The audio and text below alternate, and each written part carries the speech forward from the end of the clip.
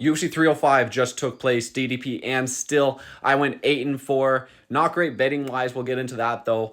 I'm just going to run through this entire card, give you my recap of it. So we started the night off hot. Jesus Aguilar plus 185 dog to start the night. Pretty good. He got a round one submission win over Stuart Nickel.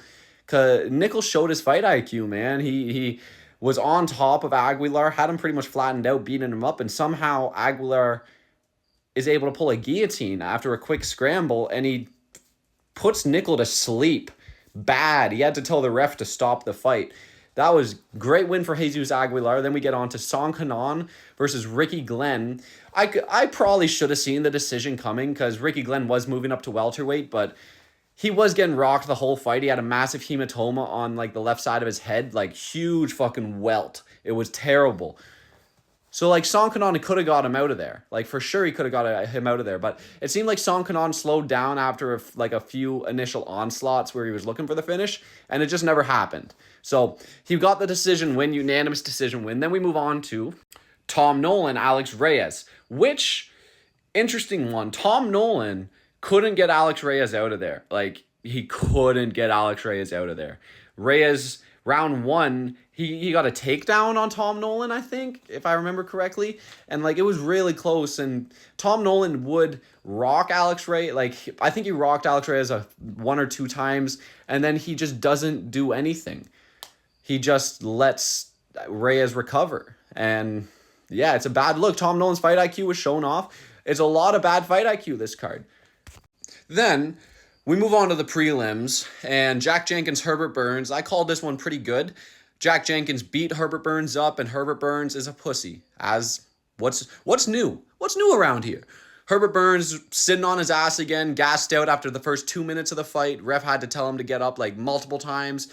Jack Jenkins nearly finished him in the second round with leg kicks, guys. If I got that, that would have been incredible. He didn't get the round two. It came in round three.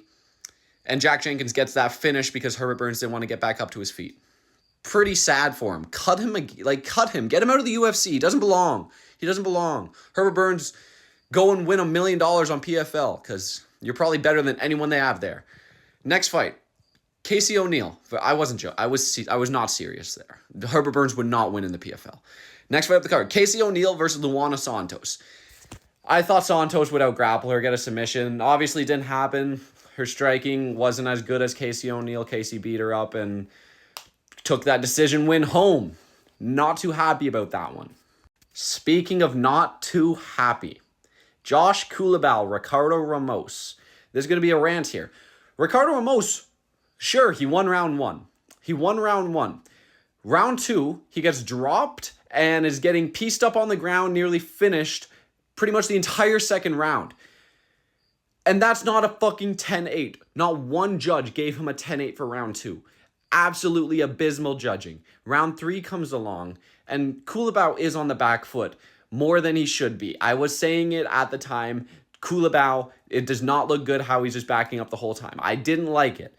But even if you have Ricardo Ramos winning round one and fucking round three, there's no way round two's not a 10-8.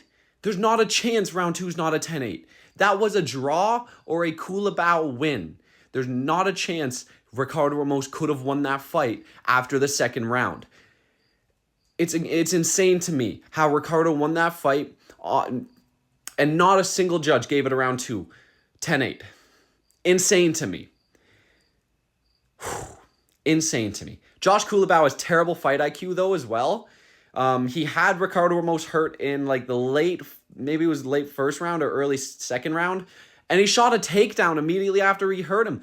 He's fucking shelled up against the fence, buddy. Throw more strikes. 3-4 more strikes, and you could have got him out of there. But no, you dive for the legs when you see he's rocked and hurt. I don't understand the fight IQ of some of these guys. It doesn't make sense to me. Culibao had a free win and gives it up. But also the judges, like, it should have been either a draw or a Culibao win. Insane to me. Next fight up the card, we had Junior Tafa versus Walter Walker. And Walter Walker gets a round one submission because Tafa screamed in a knee bar with 5 seconds left and the ref stopped it. Guys, the unified rules of MMA acknowledges that a scream can be used as a tap. A referee can, like, if you're screaming in a fucking knee bar, you want the referee to just let it go? No, he's there to protect you. The referee is there to protect you. So obviously, if you're screaming in a submission hold, he's gonna stop the fight. You cannot be upset about that. Junior threw it away, and he was pissed off about it, and had a little hissy fit after the fight. Slapped Walter Walker, and then when they had them like lined up to do the decision, he's fucking like standing towards Walter Walker, just like saying shit to him, and like flips him off at the end. They're gonna cut him. I am 1000% sure Junior Tafa will not get another fight in the UFC. He is out of the company after that hijink. Like, there's not a good look at all. He's just fucking acting like a 5-year-old because he lost a fight. And granted, like, he can't even be upset about it, to be honest, though, because it is literally in the rules that a scream can be acknowledged as a tap. So he can't really be upset about it. He screamed in a submission hold, and the ref stopped it. You were in pain. He's there to protect you. So Junior had a little hissy fit. He's gonna get cut. Walter Walker, nice win, and in shape Walter Walker. Are we seeing a new mythical fighter here, guys? Come on. Nice win for Walter, and then we move on. So first fight on the main card, Li Jingliang versus Carlos Prates. Great pick by me. I picked a round 2 knockout win for Carlos Prates. I acknowledge Li Jingliang has a great chin. He's shown an incredible chin in the past, but he's coming back after a 2-year layoff and spinal surgery. He wasn't going to be the same. And he honestly looked at some points like he was confused striking with Prates. He didn't know what to do. And Prates puts him out bad, man. Like, I was excited, and then I saw Li Jingliang's body on the ground unconscious, and man, it made me just completely turn to sadness. I went from hyped up and excited that Prates won to just sad that Lee hadn't woken up in like 3 minutes, man. It was sad. But Prates, incredible win. He calls out Chaos Williams, says he wants an easy fight and calls out Chaos Williams. The ball's on the kid. I love Prates. Great, really high up on this prospect. I think he's like 10 or 11 fight knockout streak right now. That's crazy. So incredible win for him, and we move on. Rosenstrike, Tai Tuivasa. Rosenstrike, somehow a judge saw this at 30-27 for Tai Tuivasa. That's insane. Rosenstrike was ahead, striking numbers on every single round. You might have been able to give round 1 to Tai Tuivasa. I think he might have rocked Rosie or maybe round 2. I can't remember which one. But Rosie in round 3, 36 strikes to like 15.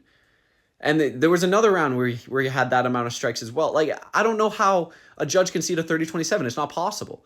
So they got rid of that judge after the fight. They sent him home. So that was pretty funny. Mateus Gamrot, Dan Hooker. I gave Dan Hooker no credit leading up to this fight. And I don't know why, because I always am picking against Gamrot, saying he's going to get knocked out. I don't know why I didn't see Dan Hooker beating him up on the feet. I don't know. I don't know. There's one of the ones you'll look back and you'll say, oh, you picked Gamrot? You dummy.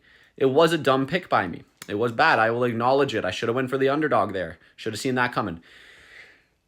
Speaking of seeing that coming, there's not a world where I would have said Kai Kara-France was going to knock out Steve Erceg, to be honest with you. To be completely honest with you, I did not see that coming at all. But he knocks out Steve Erceg in the first round, drops him bad. Erceg gets up, gets a chance to recover, and dropped down again against the fence, and the fight gets stopped. Great win for Kai Kara-France, and man, what is this thing? What is that? I don't know. But Kai Kara-France loves doing that. Is he like pulling his face back and revealing a monster? I don't know. I don't know what that is, but it might be an Australian thing or something. But he was doing that after the fight too, so good moment for Kai Kara-France. Got the crowd hyped all up before their Australian king got beat the fuck. No, I'm joking. DDP was actually losing that fight against Izzy. I would say 3-1. If that 4th round ended, it would have been 3-1 Israel.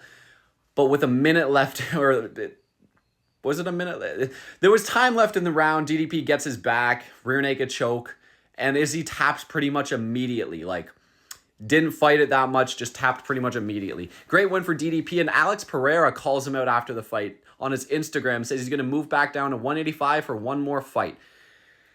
Whoo! Pereira knocks out DDP, guys. I will not have the conversation anything otherwise. DDP will get knocked out by Pereira. Not a bad night, 8-4, but we didn't profit because of some bullshit. Judge it like Kulabao lost, Urseg lost, so the parlay would have been dead. But